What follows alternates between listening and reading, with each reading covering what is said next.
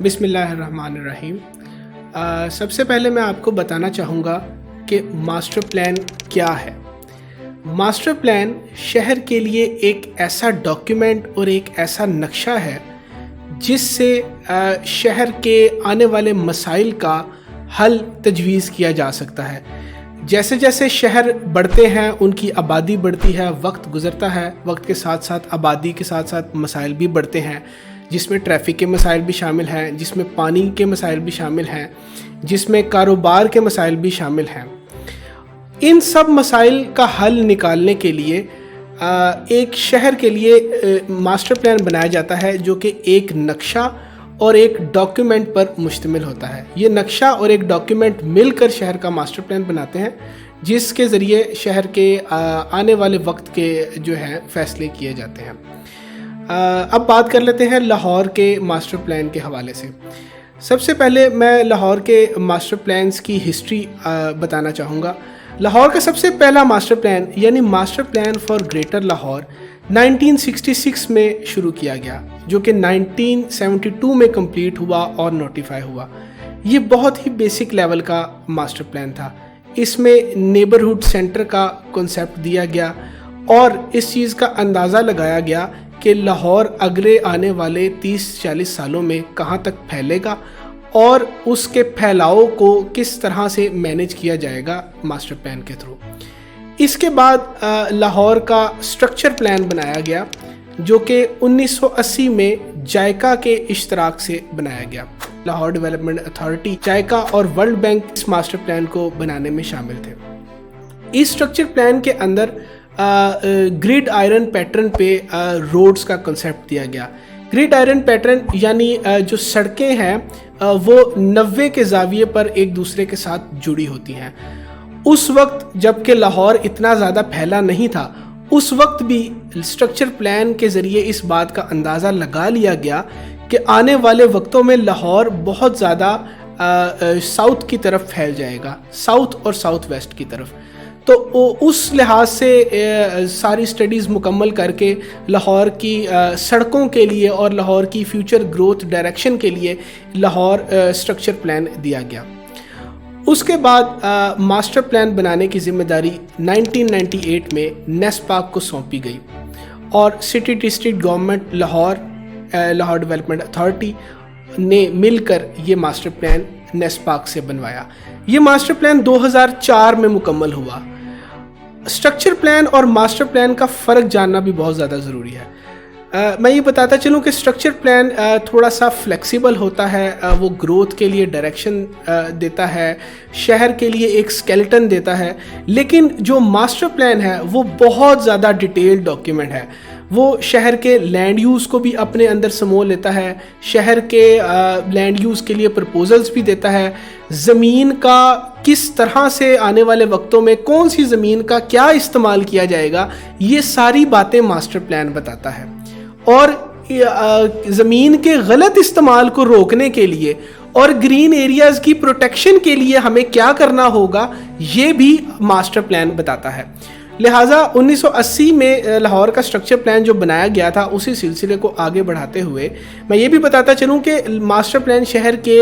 20 سے 30 سال آنے والے 20 سے 30 سال کے لیے شہر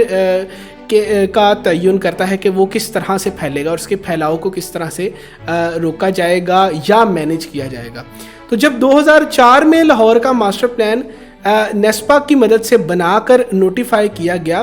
تو اس میں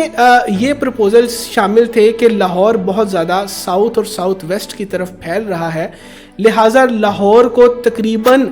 رائی ونڈ سے ملتا ہوا دکھائی دیا گیا۔ لاہور کے ایسٹرن سائیڈ پہ بارڈر ہے، BRB کنال ہے،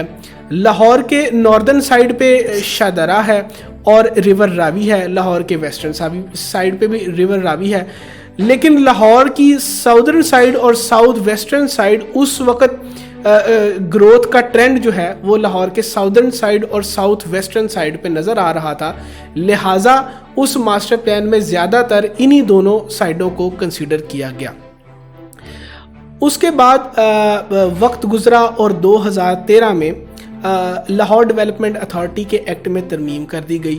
جو کہ پہلے صرف لاہور میٹروپولیٹن ایریا تک محدود تھی، لیکن 2013 میں اس کو پورے ڈویژن کی ذمہ داری سونپ دی گئی، یعنی کہ لاہور کے ساتھ ساتھ شیخو پورہ، قصور اور ننکانہ صاحب۔ اس معاملے کے اوپر لاہور ڈیولپمنٹ اتھارٹی نے بہت سے احسن اقدامات کیے، بہت ساری ہاؤسنگ اسکیمیں اپروول کے لیے ایل ڈی اے کے پاس آ رہی تھیں، اور ایل ڈی اے کے پاس کوئی ایسا بڑا ڈاکیومنٹ موجود نہیں تھا جو ان تمام ضلعوں کو بھی اس کی گروتھ کا بھی تعین کر سکے، اس کے پھیلاؤ کا بھی تعین کر سکے۔ تو سب سے پہلے ماسٹر پلان کی امینڈمنٹ جو کی گئی وہ 2015 میں کی گئی، جس میں لاہور کے ایسٹرن سائڈ کو دیکھا گیا کہ یہاں پر بھی پھیلاؤ کی گنجائش موجود ہے، اور لاہور کے ساؤدرن سائڈ پہ جو ڈیولپمنٹ ہو رہی تھی اس کو روکنے کا ایک منصوبہ بنایا گیا، اور لاہور کے ایسٹرن سائڈ پہ شفٹ کرنے کا منصوبہ بنایا گیا، تاکہ جو شہر کے سینٹر سے جو ٹریول ڈسٹنسز ہیں وہ کم ہو سکیں، اور شہر ایک یونی ڈائریکشنل گروتھ کی بجائے ایک سرکولر گروتھ پیٹرن پہ موو کرے۔ اس کے بعد 2016 میں ایل ڈی اے نے یہ فیصلہ کیا، لاہور ڈیولپمنٹ اتھارٹی نے، کہ چونکہ اب ہمارے پاس لاہور، شیخو پورہ، ننکانہ اور قصور کی ذمہ داری ہے، تو کیوں نہ لاہور ڈویژن کا ایک انٹیگریٹڈ ماسٹر پلان بنایا جائے، یعنی یہ ماسٹر پلان پورے لاہور ڈویژن کے اندر جو تغیر و تبدیلیاں ہو رہی ہیں ان سب کو اپنے اندر سمو لے گا، اور مستقبل کے لیے پرپوزلز ڈیولپ کیے جائیں گے کہ کہاں پر ڈیولپمنٹ کی جانی چاہیے، شہر سے کتنی دور کی جانی چاہیے، اور کہاں پر ڈیولپمنٹ کو روکنا چاہیے تاکہ گرین ایریا کو پروٹیکٹ کیا جا سکے۔